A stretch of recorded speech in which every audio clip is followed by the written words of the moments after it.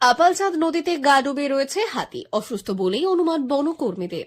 ক্রান্তি ব্লকের কাঠামবাড়ি জঙ্গল সংলগ্ন আপালচাঁদ নদীতে গা ডুবিয়ে রয়েছে একটি হাতি।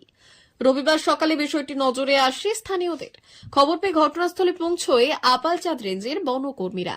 এছাড়াও ঘটনা পরিদর্শনে আসে ক্রান্তি থানার পুলিশ প্রশাসন। ঘণ্টার পর ঘণ্টা নদীতে হাতির এইভাবে থাকার ঘটনা চাউর হতেই কাতারে কাতারে মানুষদের ভিড় জমতে থাকে ওই এলাকায়। স্থানীয় বাসিন্দা থেকে বন দপ্তরের অনুমান হাতিটি সম্ভবত অসুস্থ রয়েছে। পরিস্থিতির ওপর নজর রাখছেন বনকর্মীরা। হাতিটির সামনে ঘেঁষতে দেওয়া হচ্ছে না স্থানীয়দের। নদী থেকে তুলে জঙ্গলে ফেরানো হয় দুপুর 2টো নাগাদ কাঠামবাড়ি আপালচাঁদ বন দপ্তরের প্রচেষ্টায়।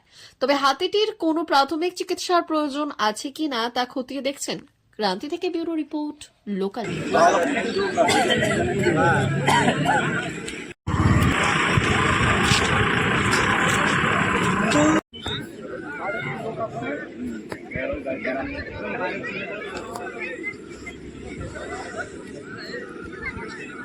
বলছি এখন ছবি তুলবেন